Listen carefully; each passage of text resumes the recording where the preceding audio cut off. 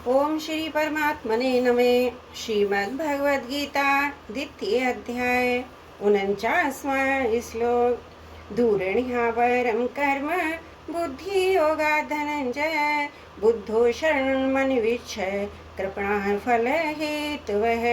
इस समत्व स्वरूप बुद्धि योग से सकाम कर्म अत्यंत ही निम्र श्रेणी का है। इसलिए हे धनंजय, तू समबुद्धि में ही रक्षा का उपाय ढूंढ, अर्थात बुद्धि योग का ही आश्रय ग्रहण कर, क्योंकि फल के हेतु बनने वाले अत्यंत दीन हैं। दूरेण ह्यावरम कर्म बुद्धि योगात। बुद्धि योग अर्थात समता की अपेक्षा सकाम भाव से कर्म करना अत्यंत ही निकृष्ट है। कारण कि कर्म भी अत्यंत और नष्ट होते हैं तथा उन कर्मों के फल का भी संयोग वियोग होता है। कारण कि कर्म भी उत्पन्न और नष्ट होते हैं तथा उन कर्मों के फल का भी संयोग वियोग होता है, परंतु योग समता नित्य है, उसका कभी वियोग नहीं होता, उसमें कोई विकृति नहीं आती। अतः समता की अपेक्षा सकाम कर्म अत्यंत ही निकृष्ट है। संपूर्ण कर्मों में समता ही श्रेष्ठ है। समता के बिना तो मात्र जीव कर्म करते ही रहते हैं तथा उन कर्मों के परिणाम में जन्मते मरते और दुख भोगते रहते हैं। कारण की समता के बिना कर्मों में उद्धार करने की ताकत नहीं है। कर्मों में समता ही कुशलता है। अगर कर्मों में समता नहीं होगी तो शरीर में अहंता ममता हो जाएगी, और शरीर में अहंता ममता होना ही पशु बुद्धि है। भागवत में सुखदेव जी ने राजा परीक्षित से कहा, तो हम तू राजन मरिष्यति पशु बुद्धि मी माम जही। अर्थात हे राजन, अब तुम ये पशु बुद्धि छोड़ दो कि मैं मर जाऊंगा। दूरेण कहने का तात्पर्य है कि जैसे प्रकाश अंधकार कभी समकक्ष नहीं हो सकते, ऐसे ही बुद्धि योग और सकाम कर्म भी कभी समकक्ष नहीं हो सकते। इन दोनों में दिन रात की तरह महान अंतर है। कारण कि बुद्धि योग तो परमात्मा की प्राप्ति कराने वाला है और सकाम कर्म जन्म मरण देने वाला है। बुद्धो शरणमणि विच्छ। तू बुद्धि समता की शरण ले। समता में निरंतर स्थित रहना ही उसकी शरण लेना है। समता में स्थित रहने से ही तुझे स्वरूप में अपनी स्थिति का अनुभव होगा। कृपणः फल हेतव है। कर्मों के फल का हेतु बनना अत्यंत निकृष्ट है। कर्म फल कर्म सामग्री और शरीर आदि कारणों के साथ अपना संबंध जोड़ लेना ही कर्म फल का हेतु बनना है।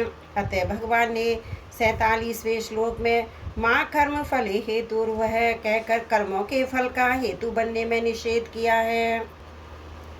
कर्म और कर्म फल का विभाग अलग है तथा इन दोनों से रहित जो नित्य तत्व है उसका विभाग अलग है। ये नित्य तत्व अनित्य कर्म फल के आश्रित हो जाए, इसके समान निकृष्टता और क्या होगी। परिशिष्ट भाव में योग की अपेक्षा कर्म दूर ही निकृष्ट है, अर्थात कल्याणकारक नहीं है। जैसे पर्वत से अणु बहुत दूर हैं, अर्थात अणु को पर्वत के पास रखकर दोनों की तुलना नहीं की जा सकती, ऐसे ही योग से कर्म बहुत दूर है, अर्थात योग और कर्म की तुलना नहीं की जा सकती। कर्मों में योग ही कुशलता है। योग है कर्मसु कौशलम। इसलिए योग के बिना कर्म निकृष्ट है, निरर्थक है और बाधक है। कर्मणा बध्यते जंतु है। कर्म योग में कर्म करण सापेक्ष है, पर योग करण निरपेक्ष है। योग की प्राप्ति कर्म से नहीं होती, प्रत्युत सेवा त्याग से होती है। अतः कर्मयोग कर्म नहीं है।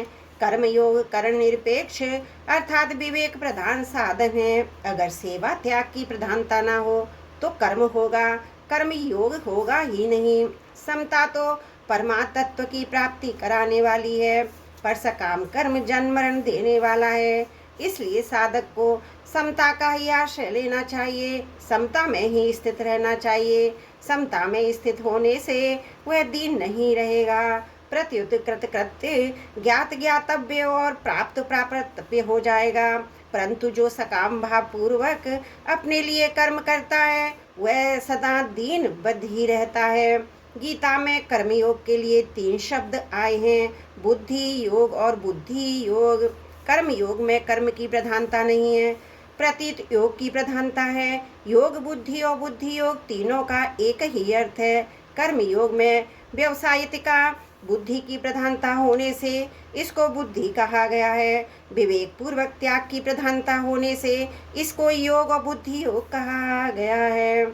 ध्यान योग में मन की और कर्म योग में बुद्धि की प्रधानता है। मन के निरोध में स्थिरता, चंचलता दोनों बहुत दूर तक रहती है, क्योंकि इसमें साधक मन को संसार से हटाना, परमात्मा में लगाना चाहता है। मन को संसार से हटाने पर संसार की सत्ता बनी रहती है। ये सिद्धांत है कि जब तक दूसरी सत्ता की मान्यता नहीं रहती, तब तक मन का सर्वदा निरोध हो सकता है।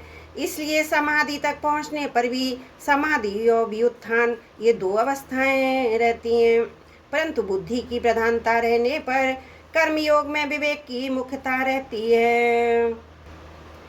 विवेक में सत और असत दोनों रहते हैं। कर्मयोगी असत वस्तुओं को सेवा सामग्री मानकर उनको दूसरों की सेवा में लगा देता है, जिससे असत का त्याग शीघ्र और सुगमता पूर्वक हो जाता है। मन का निरोध करना निरंतर नहीं होता, प्रत्युत समय समय पर और एकांत में होता है। परंतु व्यवसायिक का बुद्धि अर्थात बुद्धि का एक निश्चय निरंतर रहता है। त्रुटियों के लिए क्षमा प्रार्थी हूँ। 49वां श्लोक समाप्त। वसुदेव सुतं देवं कंस चारुण मर्दनम देवकी परमानंदम कृष्णं वंदे जगद्गुरुम्।